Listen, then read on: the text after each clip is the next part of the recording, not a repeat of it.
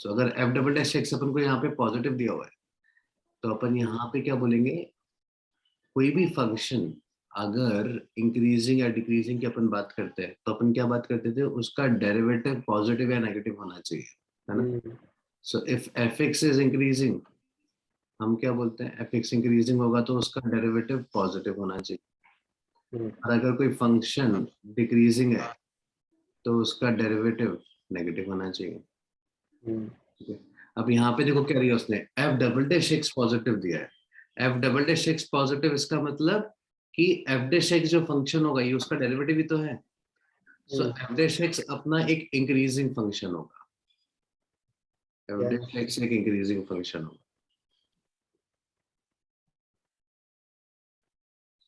है ना।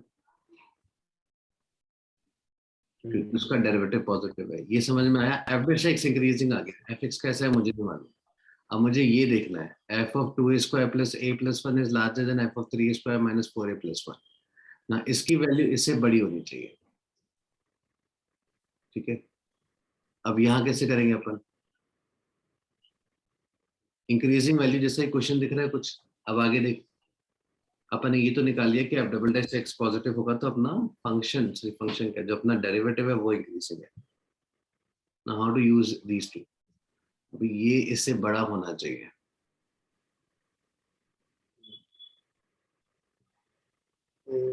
कैसे करेंगे। Dash of x is increasing, तो f of x is also increasing. नहीं, नहीं, बिल्कुल नहीं। देखना, अगर मान ले एफ डैश एक्स इंक्रीजिंग है ना, तो अब मैं देखो अलग अलग पॉसिबिलिटीज दिखाता हूँ। एफ डैश एक्स, मतलब वहां पे लिखा है ना सर आपने अभी ऊपर, इसलिए हाँ ऐसे। एफ डैश एक्स इंक्रीजिंग है ना, तो अभी देख एफ डैश एक्स इंक्रीजिंग, मान ले मैं ऐसा बोल रहा हूँ कि एफ डैश एक्स की वैल्यू -4 से -1 जा रही है, ये इंक्रीजिंग ही तो होगा, -4 से -1 जा रही है ना। तो अपना एफ डैश एक्स कैसा है, हमेशा नेगेटिव है, तो एफ एक्स कैसा बोलोगे तुम, एफ एक्स तो डिक्रीजिंग हो जाएगा इस केस में, है ना।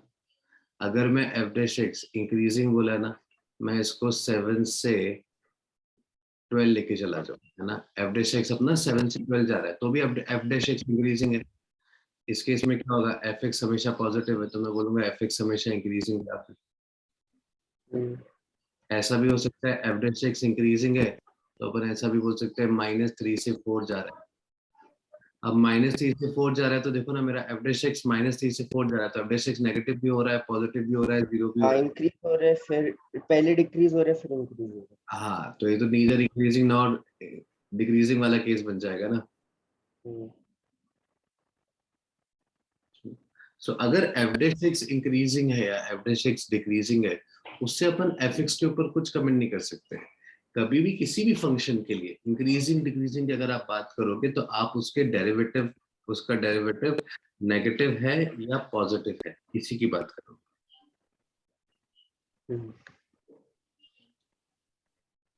उसके अलावा और कुछ नहीं।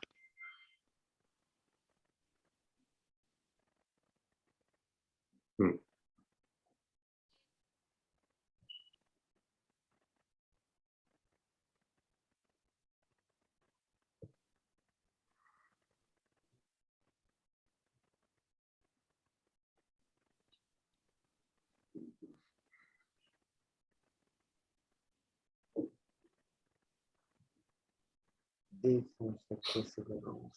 है ना।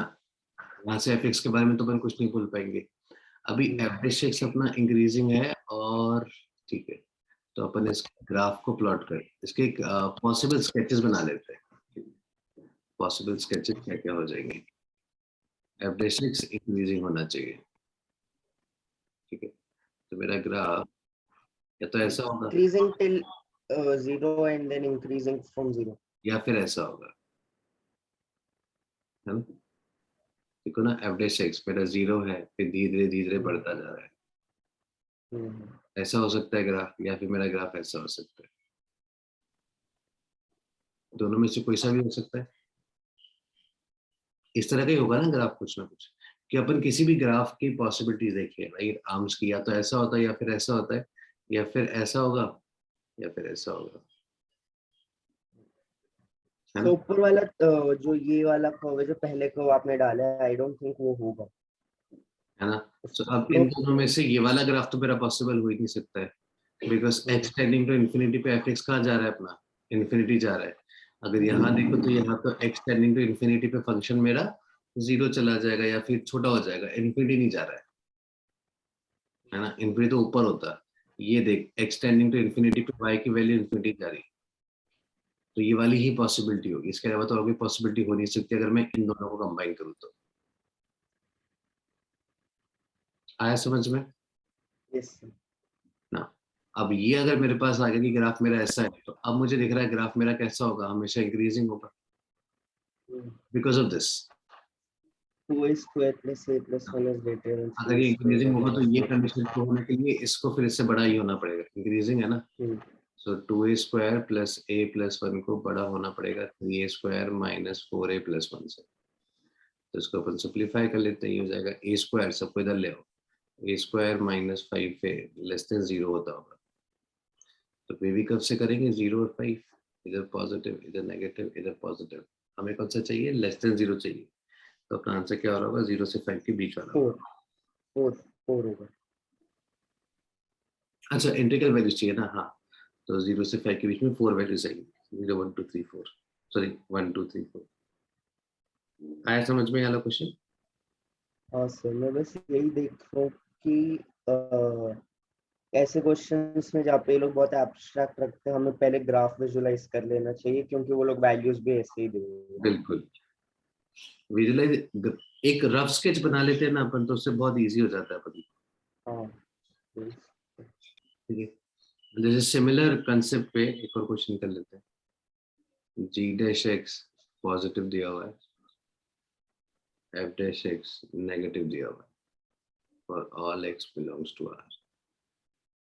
चार ऑप्शन दिए हुए हैं, g of f of x plus 1 is larger than g of f of x minus 1। b option है f of g of x minus 1 is larger than f of g of x plus 1। g of f of x minus 1 हाँ ना? g of f सब है, b sorry c g of f of x plus 1 is less than g of f of x minus 1। और D option दिया हुआ है g of x plus 1 is less than g of x minus 1। चारों में से कौन सा correct होगा?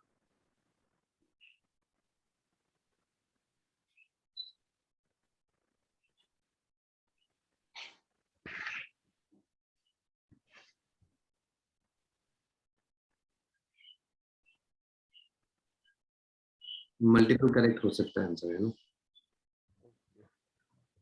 वन और मोर देन वन करेक्ट है। तो हमारा इन्होंने बोला स्लोप डिक्रीजिंग है।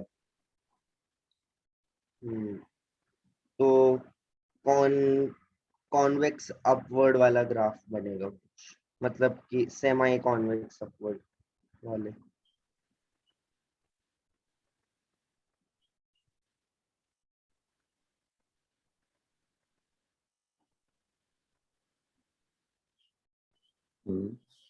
फिर देख जी डैश एक्स कैसा दिया हुआ है, पॉजिटिव दिया हुआ है, इसका मतलब जी एक्स के बारे में कमेंट कर सकता हूँ, g x is increasing, and f dash x negative दिया हुआ है, इसका मतलब एफ एक्स इज डिक्रीजिंग। ठीक है, अब ऑप्शंस में देखें तो F of x plus 1, F of x minus 1, G of x minus 1, G of x plus 1, G of x plus 1, F of X. तो पहले ए और सी ऑप्शन चेक कर लेता हूँ, बिकॉज ए और सी में अंदर एफ है। ठीक है, तो अभी एफ ऑफ एक्स प्लस 1 और एफ ऑफ एक्स माइनस 1 में से कौन बड़ा होगा? एफ एक्स तो डिक्रीजिंग फंक्शन है, तो एक्स प्लस 1 वैल्यू बड़ी होगी, इनपुट बड़ा है, ये इनपुट छोटा है, सो बड़ा इनपुट है तो वैल्यू कम होगी। डिक्रीजिंग फंक्शन है ना, तो एफ ऑफ एक्स माइनस 1 की वैल्यू बड़ी आएगी एफ ऑफ एक्स प्लस 1 से, है ना। मान लो डिक्रीजिंग फंक्शन है तो डिक्रीजिंग फंक्शन अपना ऐसा होगा, सो एफ ऑफ एक्स प्लस 1 यहाँ होगा और एफ ऑफ एक्स माइनस 1 यहाँ होगा। तो F of x minus one बड़ा होगा ना F of x plus one से, और जी एक्स अपना इंक्रीजिंग है, ये अपना एफ हाँ एक्स सर वही बोल रहा था मैं। यहाँ पे जी एक्स बना के रख लो, ठीक है। अब देखो g of f of x plus one, g of f of x minus one, अगर जी में बड़ी वैल्यू पुट सर करो, ये वाला जो ग्राफ था इसमें स्लोप हमारा इंक्रीज नहीं हो रहा। कहाँ पे ये देखना g x slope f increase of x कहाँ पे एफ ऑफ होगा, x f of x f of x f of में एक्स में एफ डैश एफ एक्स का स्लोप यहाँ पे बढ़ी तो रहा है। यहाँ पे एफ डैश एक्स का तो ना अच्छा फंक्शन ए नहीं, स्लोप होता है d y by d x. हाँ f dash x less than zero, तो इसका मतलब यही हुआ ना सर कि हर point of f of x पे उसका स्लोप डिक्रीजिंग है, नहीं, इसका नेगेटिव है, इसका नेगेटिव मतलब है। इंक्रीजिंग होता है क्या नेगेटिव होता है, हाँ। हाँ negative, decreasing in the sense negative. अच्छा हाँ ठीक है, okay decreasing okay. Sense is not negative, दोनों अलग अलग चीजें हैं, हाँ नेगेटिव, हाँ ठीक है सर, कोई नहीं, है ना। सही है सही। सेम अलग अलग यूज कर, वरना कंफ्यूज होगा, डिक्रीजिंग अलग होता है, नेगेटिव अलग होता है, पॉजिटिव अलग होता है, इंक्रीजिंग अलग होता है ना। सो अभी एफ एक्स अपना कैसा, हाँ अभी कैसा हो गया ये देखना है, जी एक्स कैसा इंक्रीजिंग है, तो ये मैंने अजम्पशन है ना सर, यहाँ पे f of x is decreasing बोल के हमने। अजम्पशन क्यों, ये दिया हुआ है ना एफ डैश एक्स नेगेटिव है। अच्छा ठीक है, ओके। अगर कोई फंक्शन इंक्रीजिंग होता है तो उसका डेरिवेटिव नेगेटिव आता है, और अगर कोई फंक्शन डिक्रीजिंग है तो उसका डेरिवेटिव, मैंने उल्टा बोल दिया, अगर फंक्शन इंक्रीजिंग है तो उसका डेरिवेटिव पॉजिटिव आता है, फंक्शन डिक्रीजिंग है तो उसका डेरिवेटिव नेगेटिव आता नेगेटिव आता है, फंक्शन इंक्रीजिंग होता है तो डेरिवेटिव नेगेटिव आता है ना। मैंने फिर उल्टा बोला क्या, एक मिनट जब और तुम्हें कंफ्यूजन होगा तो मैं लिख देता हूँ, पहले भी यार लिखा था ना अभी तो मैंने, हाँ। If F x is increasing, function अगर इंक्रीजिंग है तो उसका डेरिवेटिव पॉजिटिव आएगा, फंक्शन अगर डिक्रीजिंग है तो डेरिवेटिव नेगेटिव आएगा। अगर डेरिवेटिव पॉजिटिव आ रहा है तो डेरिवेटिव इंक्रीजिंग है कि डिक्रीजिंग है मैं कुछ नहीं बोल सकता, डेरिवेटिव बस पॉजिटिव आ रहा है। आया समझ में। एफ एक्स अगर इंक्रीजिंग है तो मैं एफ एक्स के बारे में कुछ नहीं बोल सकता कि एफ एक्स पॉजिटिव है कि नेगेटिव है, एफ एक्स बस इंक्रीजिंग है, एफ एक्स की वैल्यूज इंक्रीज करेगी। आया समझ में। तो कोई भी फंक्शन अगर इंक्रीजिंग होता है तो आप उसके डेरिवेटिव को पॉजिटिव बोलते हो, उल्टा अगर डेरिवेटिव पॉजिटिव है तो उसका फंक्शन इंक्रीजिंग होगा, अगर फंक्शन डिक्रीजिंग है तो उसका डेरिवेटिव नेगेटिव होगा। तो यहाँ पे जी डैश एक्स मुझे पॉजिटिव दिया हुआ था, जी डैश एक्स मतलब जी एक्स का डेरिवेटिव, तो अगर डेरिवेटिव पॉजिटिव है तो जी एक्स तुम्हारा इंक्रीजिंग होगा, अगर डेरिवेटिव नेगेटिव है तो तुम्हारा फंक्शन जो है वो डिक्रीजिंग होगा। तो कोई अजम्पशन नहीं है, जो क्वेश्चन में दिया था मैंने वहीं से निकाला है। कोई फंक्शन इंक्रीजिंग होता है तो उसका डेरिवेटिव पॉजिटिव, कोई फंक्शन डिक्रीजिंग होता है तो उसका डेरिवेटिव नेगेटिव, है ना भाई, समझ सकते आया समझ में। अब अगर कोई फंक्शन डिक्रीजिंग होगा, डिक्रीजिंग ग्राफ कैसा होता है, ऊपर से नीचे आ रहा होगा, तो मेरा ग्राफ ऐसा होगा, यही डिक्रीजिंग ग्राफ है ना। देखो देखिए है। अपनी सारी पॉसिबल, अगर मैं कोई भी ग्राफ बनाऊं, कैसा भी ग्राफ बना ले अपन, या तो ग्राफ ऐसा होगा ऊपर से नीचे आ रहा होगा, या फिर ग्राफ ऐसा ऊपर से नीचे आ रहा होगा, नीचे से ऊपर जा रहा होगा, ऐसा जा रहा होगा, या फिर ऐसा जा रहा होगा। इन्हीं चार पार्ट से तुम्हारे ग्राफ्स बनते हैं, है ना। डैश ऑफ अब एक्स पॉजिटिव है, लेकिन एफ पहले वाले में f dash of x negative है, and f double dash of x positive है। रुक जा, समझ, है ना, शांति से भाग मत। अभी यहाँ पे क्या हो रहा है, वैल्यू मेरी कम होती जा रही है, यहाँ पे भी वैल्यू कम होती जा रही है, ये दोनों मेरे पास डिक्रीजिंग ग्राफ्स होते हम्म, हैं, इन दोनों में मेरी y की वैल्यूज बढ़ रही है, दोनों मेरे इंक्रीजिंग ग्राफ्स होते हैं।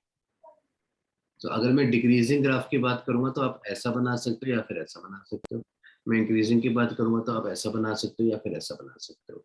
इन दोनों में अपन डिफरेंशिएट कैसे करेंगे, बिकॉज इन दोनों में तो डिफरेंशिएट हो जाएगा डिक्रीजिंग और इंक्रीजिंग पे। डिक्रीजिंग होता है तो अपन क्या बोलते हैं, एफ डैश एक्स हमारा नेगेटिव होना चाहिए, और इंक्रीजिंग होता है तो हम क्या बोलते हैं, एफ डैश एक्स पॉजिटिव होना चाहिए। डिक्रीजिंग कौन है, एफ एक्स इज डिक्रीजिंग। अब एफ डैश एक्स क्या होता है, किसी भी पॉइंट पे बनने वाली टेंजेंट का स्लोप, अगर मैं इस ग्राफ में टेंजेंट्स के स्लोप्स को देखूं, सो टेंजेंट का स्लोप क्या होता है, tan थीटा। tan थीटा की वैल्यू देखो, यहाँ पे 0 है ना, उसके बाद ये सॉरी यहाँ पे 180 है और ऑब्ट्यूज एंगल बना रही है। ऑब्ट्यूज एंगल बना रही है मतलब सेकंड क्वाड्रेंट के एंगल्स आएंगे। सेकंड क्वाड्रेंट का एंगल आएंगे तो tan of theta, tan of second quadrant का एंगल इज ऑलवेज नेगेटिव, तो इसलिए अपन नेगेटिव बोलते हैं। यहाँ पे देखो, मैं जब एंगल्स देखूंगा, यही टेंजेंट होगी ना, इस टेंजेंट का स्लोप क्या होगा, एक्यूट एंगल आएगा, मतलब 0 से π/2 के बीच में फर्स्ट क्वाड्रेंट। तो फर्स्ट क्वाड्रेंट में tan थीटा कैसा होता है, पॉजिटिव होता है, इसलिए अपन बोलते हैं एवरेज एक्स पॉजिटिव आएगा। यहाँ पे भी देखो, इनका एंगल, ये अगर टेंजेंट है तो एक्यूट एंगल बनाएगा ना एक्स के साथ में, यहाँ अगर टेंजेंट बनाओगे है ना, तो वो एक्स के साथ में ऑब्ट्यूज एंगल बनाएगा।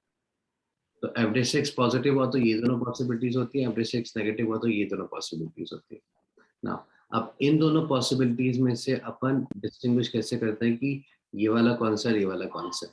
इसमें देखो, यहाँ पे मेरा जो क्या बोलते हैं डेरिवेटिव है, यहाँ देखिए यहाँ से, ठीक है, dy by dx कितना है, 0, ठीक है। dy by dx कितना हुआ, 0 से हल्का सा बड़ा और बड़ा और बड़ा, बढ़ता जाएगा बढ़ता जाएगा, आखिरी में जाके टेंजेंट परपेंडिकुलर हो जाएगी, मतलब 90। सो tan थीटा की वैल्यू 0 से 90 जा रही है, तो dy by dx की वैल्यू कहाँ से कहाँ तक गई, 0 से इंफिनिटी गई कि नहीं गई। अगर dy by dx की वैल्यूज 0 से इंफिनिटी गई, इसका मतलब dy by dx इंक्रीज कर रहा है ना, dy by dx पहले 0, फिर dy by dx बड़ा बड़ा बड़ा बड़ा और बढ़ के इंक्रीज हो रहे हैं, इंक्रीज हो रहे हैं, dy by dx इंक्रीज हो रहा है। अगर dy by dx इंक्रीज हो रहा है तो फिर उसका डेरिवेटिव क्या होगा, इंक्रीज पॉजिटिव होगा। dy by dx positive. Increase हो रहा है तो उसका डेरिवेटिव पॉजिटिव होता है। कोई भी फंक्शन इंक्रीज होता है तो उसका डेरिवेटिव पॉजिटिव होता है। इंक्रीज अलग है, पॉजिटिव अलग है, दोनों को मर्ज क्यों कर रखा है तूने। कोई फंक्शन अगर इंक्रीज होता है तो उसका डेरिवेटिव पॉजिटिव होता है ना। तो यहाँ पे dy by dx मेरा इंक्रीजिंग था, इसलिए उसका डेरिवेटिव पॉजिटिव आया समझ में। तो अगर f dash x positive, F double dash x positive, तो ये वाला कर्व बनेगा। यहाँ पे देखो, यहाँ पे अब यहीं पे देखिए पहले, हाँ पहले ये वाले कर, अब यहाँ पे देखो मेरा एंगल हो कैसा रहा है, पहले एंगल मेरा 90 था, यहाँ पे 90 से धीरे धीरे कम होता जा रहा है। इसका मतलब इंफिनिटी से 0 चला गया मेरा tan थीटा, मतलब मेरा स्लोप तो डिक्रीज कर रहा है इंफिनिटी से, यहाँ पे तो 0 आ गया है ना, यहाँ पे इंफिनिटी था स्लोप, यहाँ 0 हो गया, तो मेरा स्लोप तो डिक्रीज कर रहा है। अगर मेरा स्लोप डिक्रीज कर रहा है मतलब dy by dx is a decreasing function. If dy by dx is a decreasing function तो उसका डेरिवेटिव नेगेटिव आएगा, राइट। इसलिए अपन एफ डबल डैश एक्स से अपन बोलते हैं ना कर्वेचर में, कर्वेचर कैसा है, कॉनकेव अप कॉनकेव डाउन, तो वो अपन एफ डबल डैश एक्स से तो निकालते हैं। सिमिलरली यहाँ पे देखो, यहाँ पे तुम्हारा जब ऊपर जाता जाएगा तो tan 90 पे होगा, राइट, और यहाँ पे कितना होगा, tan 180 पे होगा, तो ये भी क्या हो जाएगा, इंक्रीजिंग फंक्शन। इसका मतलब एफ डैश एक्स पॉजिटिव। ये क्या हो जाएगा देखो, यहाँ पे 90 वाला है माइनस इंफिनिटी, और यहाँ पे कितना है, 0 वाला है, राइट, तो माइनस 0 से माइनस इंफिनिटी, तो ये तुम्हारा F double dash x negative हो जाएगा। तो ये ही चार तुम्हारे पास ग्राफ्स के पोर्शंस होते हैं, इन चार के अलावा और कुछ नहीं होता है। इन चार के अलावा सिर्फ कांस्टेंट फंक्शन होगा, एक स्ट्रेट होगी, ठीक है। अगर तुम्हारा ग्राफ ऐसा होगा या फिर ऐसा होगा या फिर ऐसा होगा या फिर ऐसा होगा, चार ब्रांचेस होती हैं। इन्हीं दोनों को मर्ज कर दोगे, ऊपर वाले दोनों को मर्ज कर दोगे तो तुम्हारे पास ये बन जाता है, नीचे वाले दोनों को मर्ज कर दोगे तो ये बन जाता है।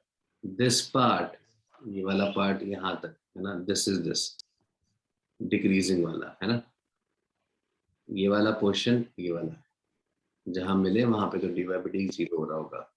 दिस, राइट, ये वाला है, एंड दिस ये वाला है। आया समझ में, तो मैंने अलग अलग करके किया उसको।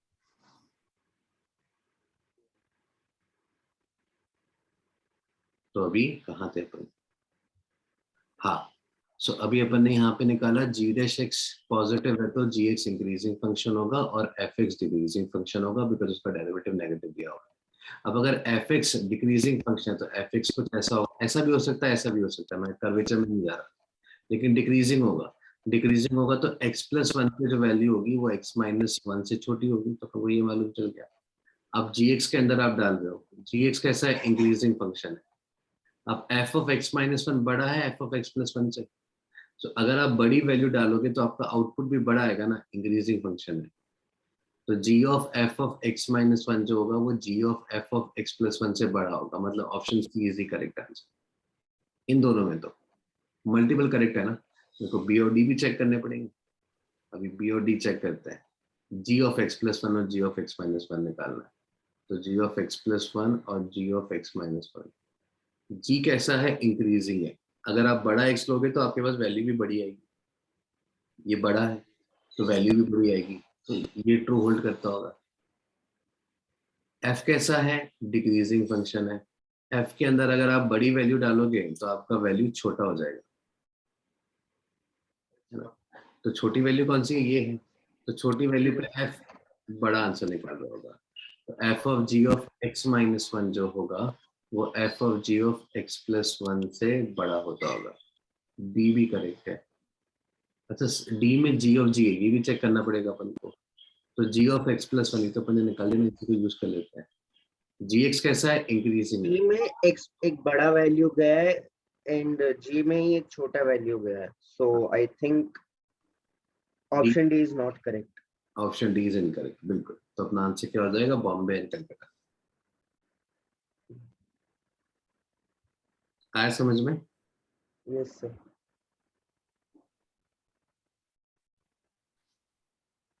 अब जैसे ये वाला क्वेश्चन देखते हैं। मान ले एफ एक्स दिया उसने x cube minus x square, I think ये शायद जेई का क्वेश्चन ही वाला था, 100x प्लस 1001, ठीक है। ये क्वेश्चन दिया हुआ था और चार ऑप्शंस थे। F 2000 is larger than f of 2001, b था f of 1 upon 999 is larger than f of 1 upon 2000, f of x plus 1 is larger than f of x minus 1, and d क्या है, f of 3x minus 5 is larger than f of 3x, ठीक है। तो इसको solve करना है, ठीक है। अब ये चेक करना तो ऑब्वियसली वैल्यूज डाल के तो अपन चेक नहीं करेंगे। सो अपन पहले फंक्शन को देखते हैं। फंक्शन क्या है, x cube minus x square plus 100x। पहले फंक्शन का एक रफ स्केच प्लॉट कर लो चाहे तो, या इंक्रीजिंग डिक्रीजिंग निकाल दो, बस इंक्रीजिंग डिक्रीजिंग आएगा तो भी अपना काम हो जाएगा। तो एफ डैश एक्स निकालते वही हैं, करना होगा, नहीं तो ये तो बहुत लंबा हो जाएगा, ऐसे क्वेश्चन मेंस में देंगे ये लोग। 2x प्लस का 100, ठीक है। ये क्वाड्रेटिक बन गया अपने पास। इस क्वाड्रेटिक का डिस्क्रिमिनेंट चेक करते हैं रूट्स निकालने के लिए। तो डिस्क्रिमिनेंट क्या हो जाएगा, बी स्क्वायर माइनस 4 इंटू ए इंटू सी। डिस्क्रिमिनेंट कैसा आ गया, नेगेटिव आ गया। अभी डिस्क्रिमिनेंट नेगेटिव है तो उसके तो कोई रूट ही नहीं आएंगे, और ए पॉजिटिव है, मतलब यू शेप ग्राफ बनेगा और इसका कोई रूट नहीं आना चाहिए। तो ये ग्राफ तो ऐसा बनेगा कुछ, है ना। एफ डैश एक्स का मैंने ग्राफ बनाया, ये एफ डैश एक्स है ना। तो आपकी एफ डैश एक्स की वैल्यू देखो हमेशा पॉजिटिव ही रहेगी ना, हमेशा एक्स के ऊपर ही रहेगा। या तो f dash x is always positive. अगर f dash x is always positive, इसका मतलब f x is an increasing function, ठीक है। एफ एक्स अगर इंक्रीजिंग हो गया इसका मतलब अगर आप बड़ी वैल्यू पुट करोगे एफ के अंदर तो आपका आंसर भी बड़ा आएगा। हाँ तो तो ए नहीं होगा, इनकरेक्ट हो गया, है ना। B and c, b and c. बड़ी वैल्यू, ये बड़ी वैल्यू है बिल्कुल, ये बड़ी वैल्यू है बिल्कुल, ये छोटी वैल्यू है ना। 3x में से 5 सब्ट्रैक्ट करोगे no matter what x is, आपकी वैल्यू छोटी ही होगी, तो ये भी इनकरेक्ट है।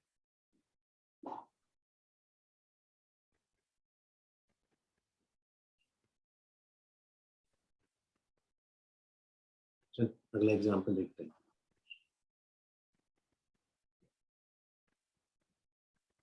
एक फंक्शन है जो r से r में डिफाइंड हुआ है, which is given as 2x² plus bx² plus 4x plus 2x 2 sin square t plus 3 cos square t dt। if fx is increasing,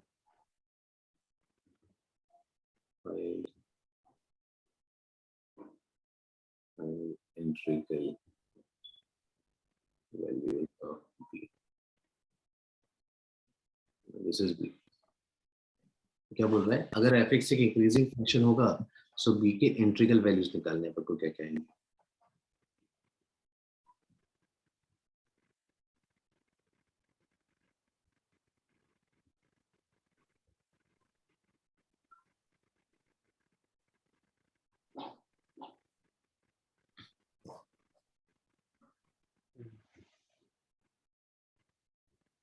If f of x is increasing, okay.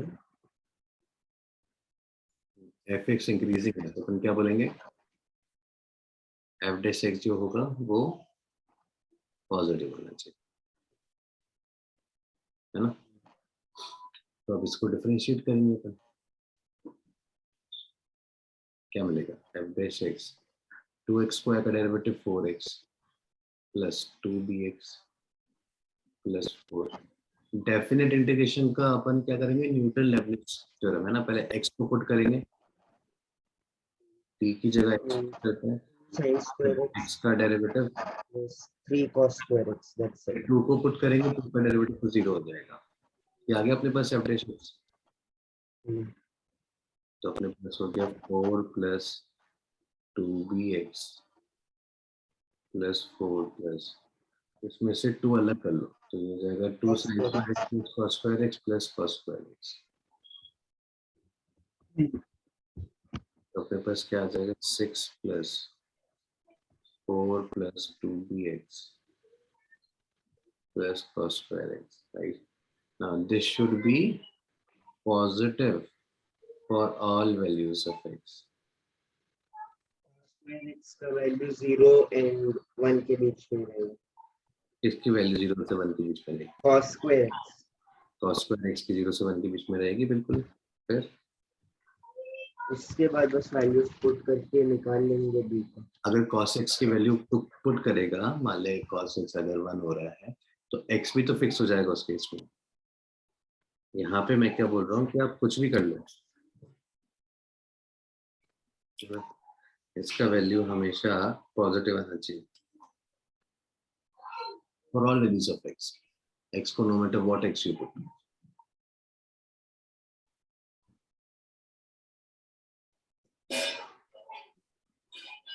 Zero नहीं नहीं, अभी ये हमेशा positive होना चाहिए, ये तो हमेशा हाँ तो 0 पे होगा ना, इसलिए बोला। नहीं समझ, अच्छा x से 2 है, सॉरी सॉरी है ना? मैं क्या बोल रहा हूँ कि मैं कोई भी एक्स डालूं, राइट? जो मेरी इच्छा होगा मैं एक्स डालूंगा, लेकिन ये हमेशा पॉजिटिव आना चाहिए। अभी देखो कि अपन को हमेशा इंक्रीजिंग करना है ना, ये तो 6 है, पॉजिटिव है, मैं कुछ भी एक्स डालूं ये तो हमेशा पॉजिटिव ही आ रहा होगा ना। तो 6 plus this will always be positive. पंगा कौन करेगा? ये करेगा, बिकॉज ये पॉजिटिव भी आ सकता है, नेगेटिव भी आ सकता है।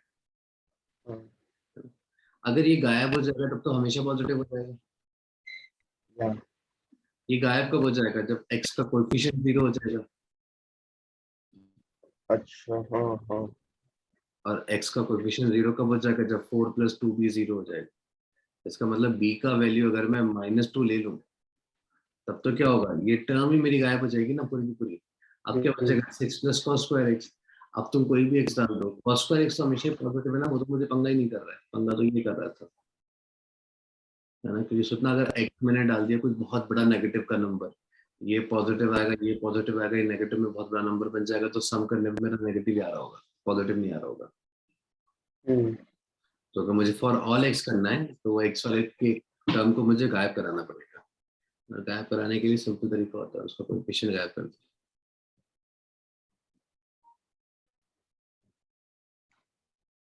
आया पक्का समझ में? Yes sir. चल नेक्स्ट क्वेश्चन देखते हैं।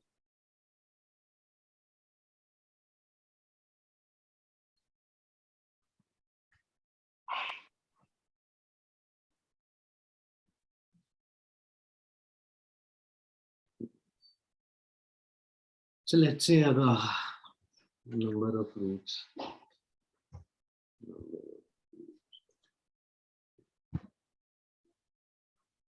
x equals minus 4 एक मिनट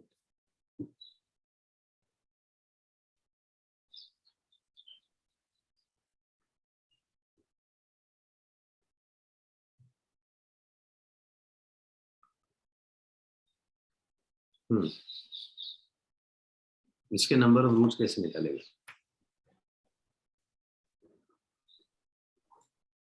एक मिनट ग्राफ प्लॉट करके वरना एक रूट तो एट इंटू एल से भी दिख रहा है, -1 एक रूट होगा 3 + 4 7, बट अपन को इसको ग्राफ प्लॉट करना पड़ेगा, ठीक है। सो अपन ग्राफ किसका प्लॉट करेंगे फिर? ये मैं इसलिए ले रहा हूँ ताकि थोड़ा स्केचिंग भी अपना क्लियर हो जाएगा, ठीक है।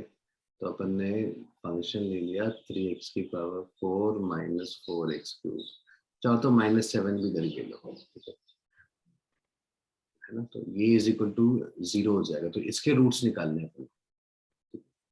तो रूट्स निकालने के लिए अपन सबसे पहले क्या करते हैं ना, अपन इसको डिफरेंशिएट करते हैं और ये हो जाएगा 12x³ माइनस 12x²।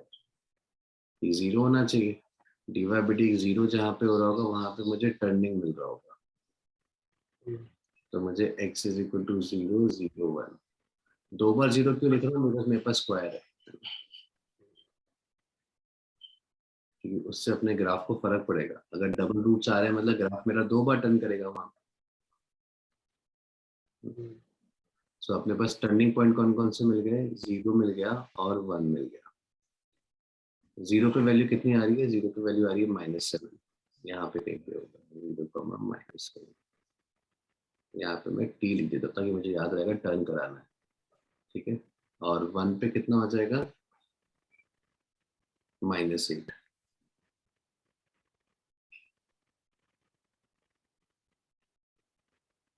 यहाँ पे भी टर्न कराना है, ठीक है।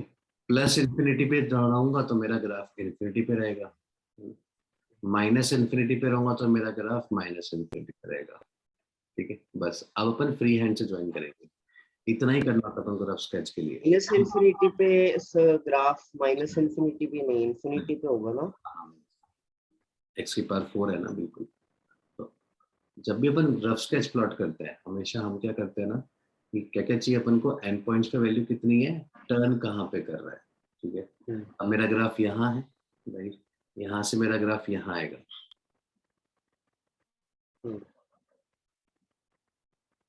ठीक है। यहाँ पे टर्न करेगा, तो टर्न करेगा तो ऊपर जाता, लेकिन 2 बार टर्न करेगा यहाँ पे, है ना। तो पहली बार में तो ऊपर जाएगा, दूसरी बार में नीचे जाएगा, तो यहीं से नीचे चला जाएगा वापस से। यहाँ पे एक बार टर्न करेगा और ग्राफ पे ऊपर चला जाएगा। यहाँ पे ग्राफ चला 2 बार टर्न कर रहा है, आया समझ में? 2 0 से फर्क आता है। वरना अगर तुम एक ही रूट प्लॉट करोगे 0 तो यहाँ पे टर्न करा दोगे ऊपर और फिर ऊपर चला जाएगा तो यहाँ नहीं पहुंचेगा, यहाँ पहुंचेगा फिर टर्न करना पड़ेगा। सो अब देखो, अब मेरा ग्राफ ऐसा कुछ दिख रहा होगा, तो मेरे को समझ में आया कि इस 4 डिग्री इक्वेशन के सिर्फ 2 रूट्स आते होंगे, रूट नेगेटिव आएगा और एक रूट पॉजिटिव आएगा।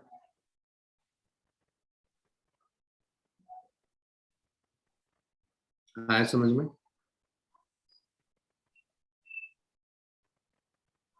चलो अगला एग्जांपल लेते हैं, एग्जांपल नंबर 2।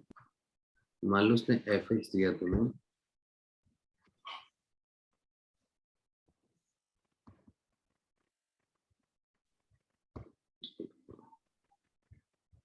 f(x) दिया उसने sin 2x minus x, sin 2x minus x, और x दिया है -π/2 से π/2 के बीच में,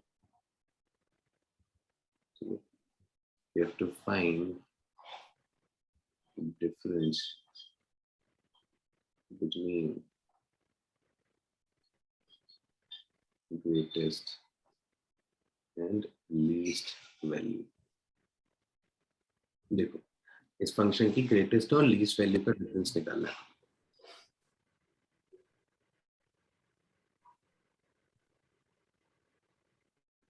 फटाफट देखो कैसे आएगा।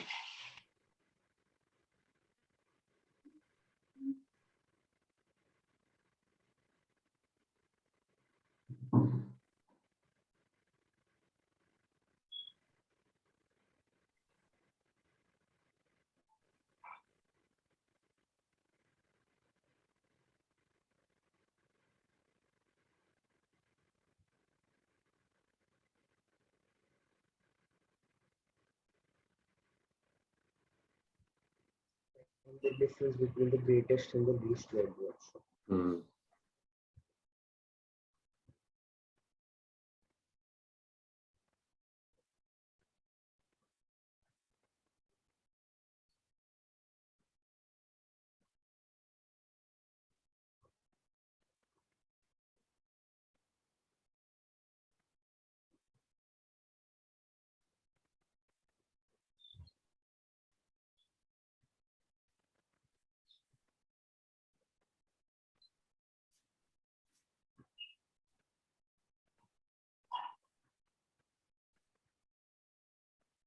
सिंपल से ग्रेटेस्ट और लीस्ट निकालना है तो अपन कहाँ चेक करेंगे, एंड पॉइंट पे चेक करेंगे, जहाँ पे डेरिवेटिव 0 होता है वहाँ पे चेक करेंगे, जहाँ पे डेरिवेटिव नॉट डिफाइंड होता है वहाँ पे चेक करेंगे, है ना।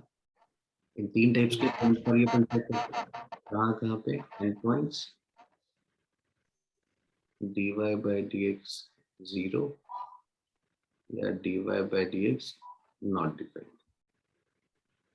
इन्हीं पॉइंट में से किसी पॉइंट पे मुझे ग्रेटेस्ट और लीस्ट वैल्यू मिलती है।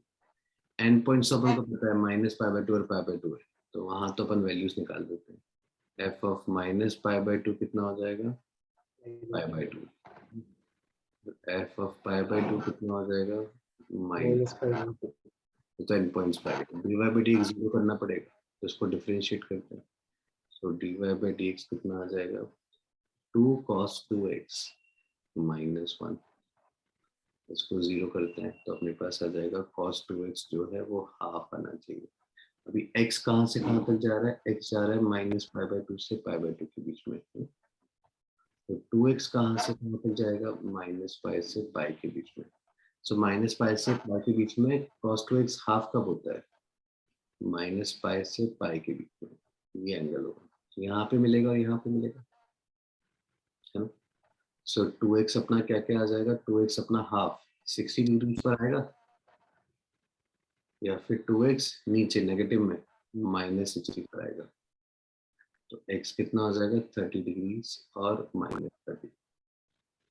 तो इसको पाई में लिख लो, तो कितना हो जाएगा, π/6 प्लस -π/6। ठीक है, तो यहाँ पे मेरा ग्राफ टर्न करता है x प्लस माइनस π/6 पे।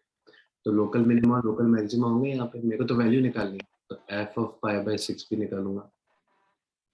π/6 कितना है, 30, तो ये कितना हो जाएगा, sin 60। sin 60 कितना हो जाएगा, √3/2 माइनस π/6। तो f ऑफ -π/6 मतलब माइनस का 30, सो माइनस का 60, सो माइनस का √3/2 प्लस का π/6, है ना। dy by dx not defined तो कभी होगा ही नहीं, 2 cos 2x minus 1 not defined कब होता है। ये 4 वैल्यूज आ गई। इन्हीं 4 वैल्यू में से जो सबसे बड़ी वैल्यू होगी वो अपना ग्रेटेस्ट वैल्यू है, जो सबसे छोटी होगी that will be least value. ठीक है, सो अभी पॉजिटिव में देखें तो π/2 दिख रहा है, तो नेगेटिव हो गया, √3/2 माइनस π/6, ये पॉजिटिव आएगा नेगेटिव आएगा, इंटू 3 पॉजिटिव आएगा ये, है ना। तो इसका एलसीएम ले लेने से 6, तो अपने पास हो गया 3√3 माइनस का पाई, और ये कितना है 3.14/2, मतलब 1.6 समथिंग कुछ आता है, अप्रोक्सीमेटली लिख रहा हूँ मैं। ठीक है, तो ये कितना हो जाएगा 3 × 1.7, ये तो फ्रैक्शन में आ जाएगा, 1 से छोटा आएगा, है ना। तो ये अपना मैक्सिमम है ना, this is the greatest value. अब लीस्ट वैल्यू में ये तो पॉजिटिव है, ये नेगेटिव है और ये भी नेगेटिव है, तो ये कितना हो जाएगा 5 माइनस 3√3/6। वन सेकेंड, ये नेगेटिव का माइनस का 1 पॉइंट समथिंग बनेगा और ये फ्रैक्शन बनेगा, तो ये छोटा होगा। सो लीस्ट वैल्यू और ग्रेटेस्ट वैल्यू तुम्हारे एंड पॉइंट्स पे आ रही है, विच आर π/2 एंड -π/2। देखो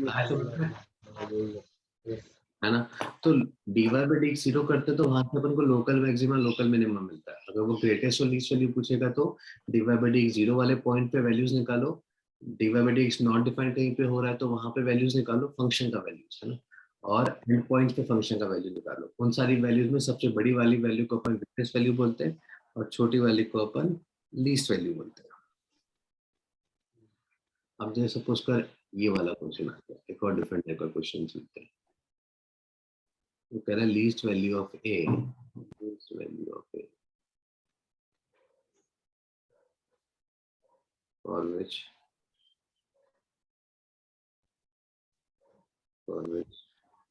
4 upon sin x plus 1 upon 1 minus sin x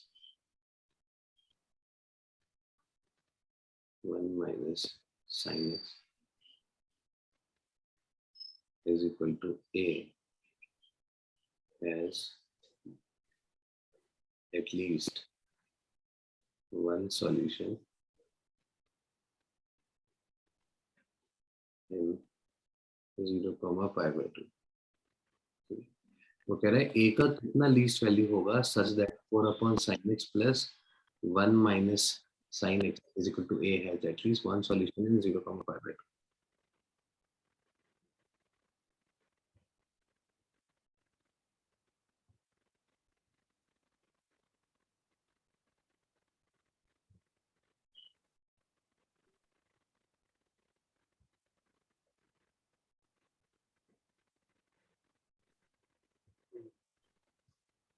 least value of a for which 4 sin x 1 minus cos में sin है ना।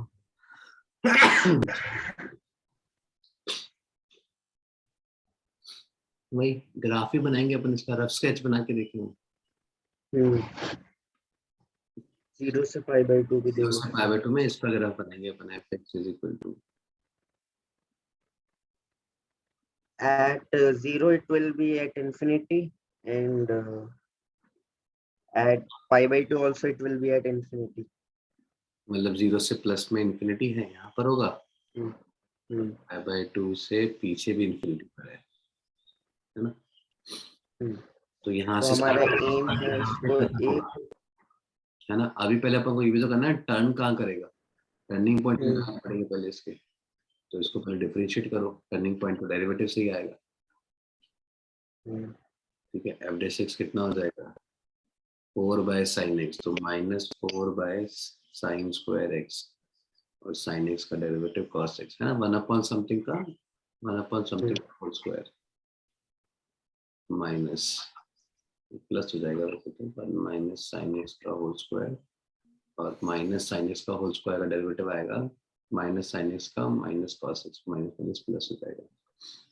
ठीक है, अभी इस डेरिवेटिव को 0 करना है। ठीक है, तो अपने पास आ जाएगा either cos x is equal to 0 और 4 into this is equal to this, so plus minus 2 into 1 minus sin x is equal to sin x, है ना। या ऐसा मैंने एक ही बार में कर दिया, क्रॉस मल्टीप्लाई किया इज इक्वल टू 0 किया, स्क्वायर रूट भी ले लिया। ये प्लस माइनस को इधर लगा दो तो ज्यादा इजी रहेगा। 2 minus 2 sin x is equal to plus minus sin x। तो अगर ये प्लस sin x होगा तो 2/3 is equal to sin x, और अगर ये माइनस होगा तो sin x is equal to 2, sin x is equal to 2, है ना। ये आ गए सॉल्यूशंस अपने पास। dy by dx 0 कहाँ पर हो रहा होगा, देखिए समझ में आया ना। मैंने थोड़ा स्टेप्स गायब कर दी बीच में से, इसको सिंपलीफाई किया मैंने और कुछ नहीं किया, है ना। तो cos x 0, cos x तो कभी 0 होगा ही नहीं 0 से pi by 2 में, तो ये तो मेरा आउट ऑफ द पिक्चर ही है। sin x 2 कभी आता ही नहीं है ना। sin x तो हमेशा -1 से 1 के बीच में रहेगा। एक sin x 2/3 होगा, 2/3 होगा तो यहाँ पे कहीं पे कोई वैल्यू आती होगी जहाँ पे sin x 2/3 होता होगा, है ना। वो एंगल कितना होगा sin इनवर्स 2/3, निकालने की जरूरत नहीं है उसको। तो sin x अगर 2/3 होगा तो अपने फंक्शन की वैल्यू कितनी हो जाएगी, वैल्यू निकालो fx की, fx कितना हो जाएगा, है ना। क्योंकि वो ऊपर पॉजिटिव है कि नेगेटिव नीचे ये 6 and 2/3 1/3 9। हाँ, सो 9 आ गया, मतलब पॉजिटिव है ना? हम्म, तो मेरा ग्राफ यहाँ से यहाँ आएगा, यहाँ पे टर्न करेगा और वहां जाएगा, हम्म। ऐसा कुछ ग्राफ बनता हमसे पूछे कि a का value for which it has at least one solution, तो 2 साइन इनवर्स 2/3 होगा ना a का है। वैल्यू, नहीं तो नहीं, ये 9 9। 9 होगा ना, हाँ 9, क्योंकि a अब ये वैल्यू ए के बराबर आनी चाहिए, तो ए अगर अपन देखेंगे तो क्या होगा, लाइंस बनेंगे ऐसी, वाई इज इक्वल टू ए। अब ए का और इसका यहाँ पे, यहाँ होगा ए तो कोई सॉल्यूशन ही नहीं आएगा, है ना? यहाँ तो कोई सॉल्यूशन ही नहीं है, तो नो सॉल्यूशन वाला रेंज है ए के लिए। जब ए यहाँ पहुंच जाएगा तो मुझे एक सॉल्यूशन मिलेगा, इसके ऊपर जाएगा तो दो सॉल्यूशन मिलेंगे हमेशा, है ना? तो ए मेरा यहाँ घूमना चाहिए।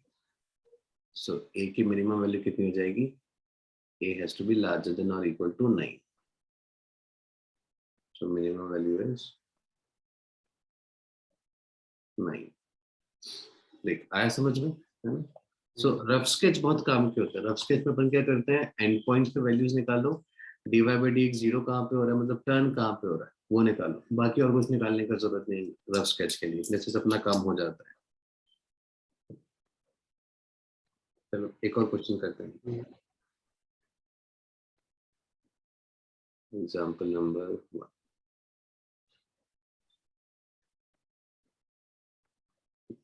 उसने एक gx एक फंक्शन डिफाइन किया है, gx कितना दिया हुआ है, ln of hx, ln of hx, this is for x belongs to j,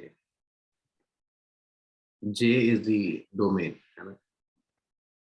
Now suppose h dash x का whole square, h dash x का होल स्क्वायर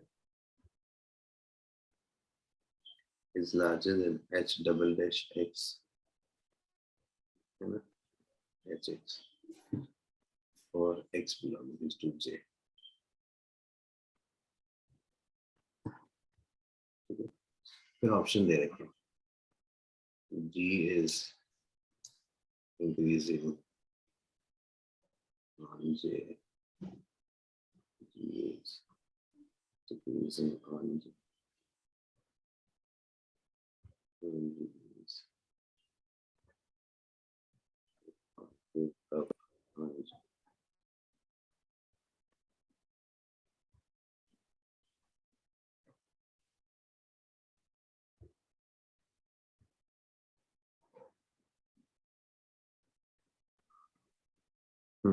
इसका आंसर क्या होगा,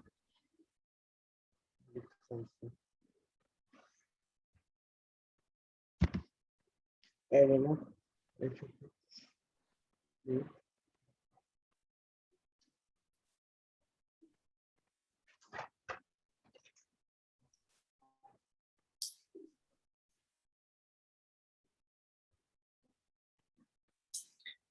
हमें ये निकालना है जी का इंक्रीजिंग डिक्रीजिंग क्या है, कॉन्केव कॉन्केव डाउन में से क्या चीज होगा।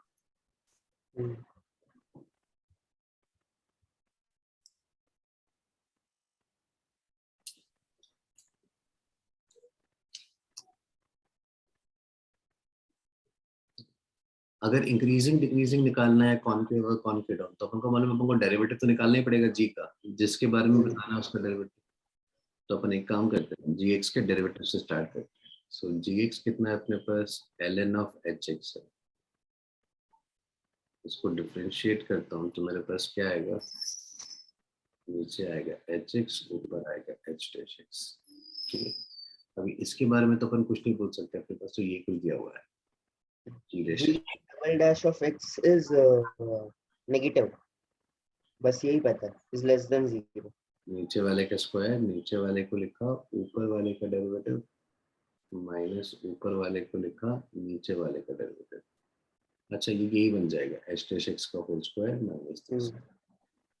हाँ तो ये नेगेटिव होगा, ऊपर वाला न्यूमरेटर नेगेटिव है, डिनोमिनेटर तो हमेशा पॉजिटिव ही है, तो ये नेगेटिव हो जाएगा। सो डबल डेरिवेटिव नेगेटिव हो जाएगा, तो जी डैश एक्स के बारे में अपन क्या बोल पाएंगे, ये डिक्रीजिंग है, और जी एक्स के बारे में कुछ नहीं बोल पाएंगे, तो अपन क्या क्या बोल सकते हैं, जी डैश एक्स डिक्रीजिंग है, डबल डेरिवेटिव नेगेटिव है, इसका मतलब ये कॉनकेव डाउन होगा, है ना। कॉनकेव डाउन तो अपन डबल डेरिवेटिव से ही निकालते हैं, वो तो आपको पता है नेगेटिव है, तो अपना आंसर क्या हो जाएगा, डी।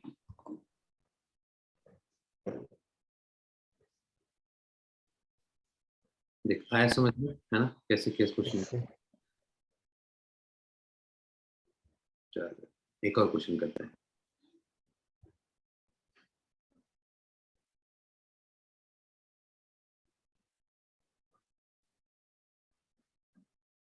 जैसे मान लीजिए ये क्वेश्चन हो गया, example number 2,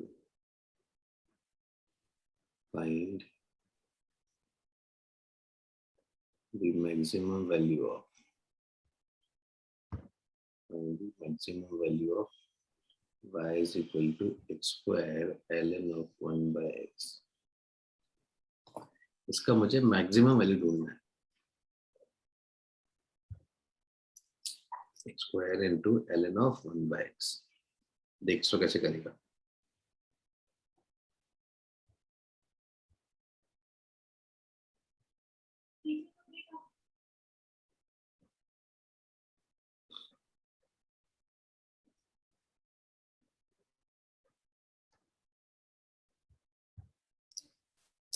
Find the minimum value of y square y equal to x square ln x।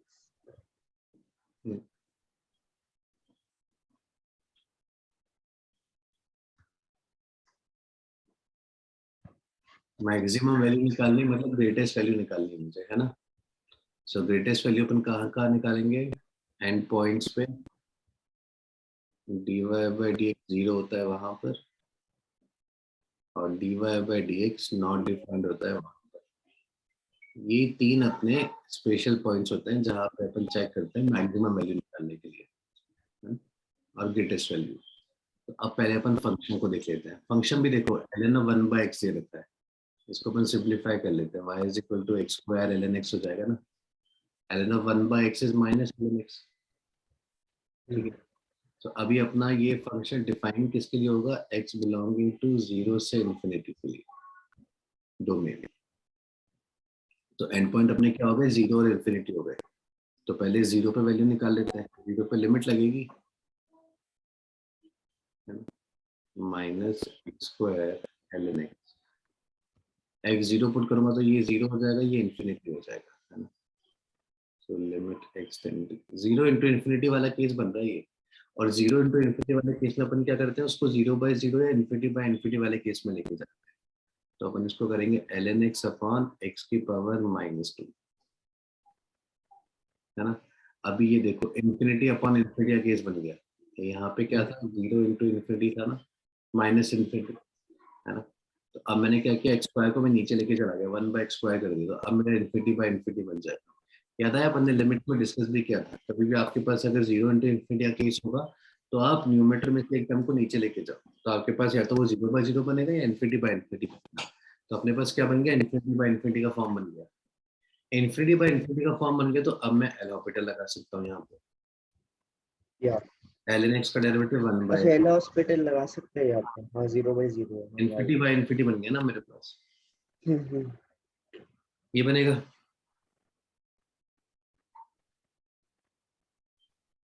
तो ये x की पावर 3 ये बन जाएगा x स्क्वायर अपॉन -2, तो 0 आ गया,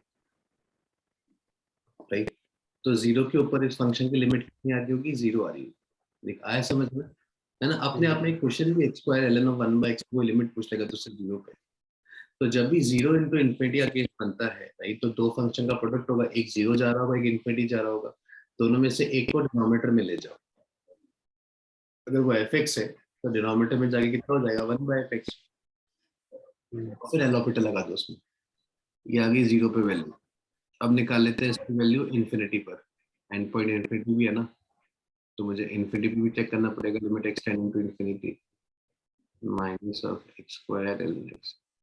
अब देखो इंफिनिटी अगर मैं पुट करूंगा तो इंफिनिटी का square is infinity, ln infinity is also infinity, infinity into infinity is infinity with a minus sign, तो ये चला गया माइनस इंफिनिटी, है ना। So x is equal to 0 plus पे फंक्शन मेरा 0 पे था और इंफिनिटी पे माइनस इंफिनिटी पहुंच गया। ठीक है, अभी क्या बच गया अपने पास, एंड पॉइंट्स तो खत्म हो गए, dy बाई dx 0 करना है अब अपन को। सो अभी dy बाई dx निकालते हैं, इसको डिफरेंशिएट करते हैं, dy बाई dx कितना आ जाएगा, प्रोडक्ट 2 लगेगा पूरा का पूरा। So minus x square ln x का derivative 1 by x minus 2x ln x, यहाँ से माइनस एक्स कॉमन निकल जाएगा 1 प्लस 2 ln x।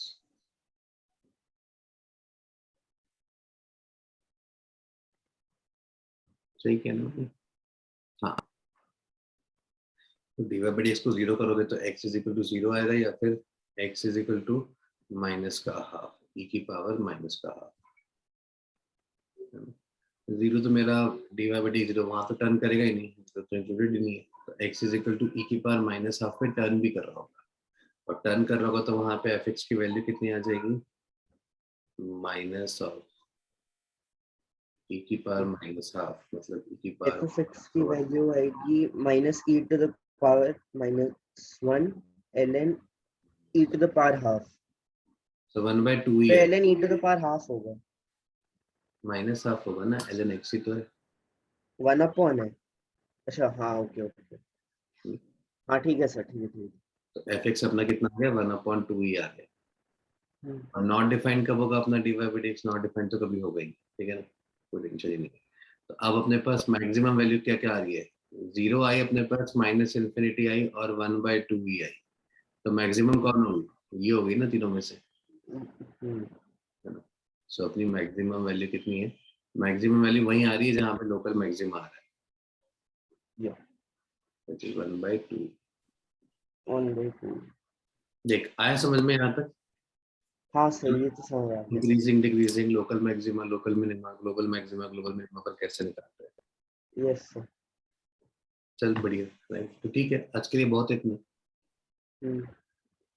फिर अपन कल करते इसके हैं। आर्काइव करके रख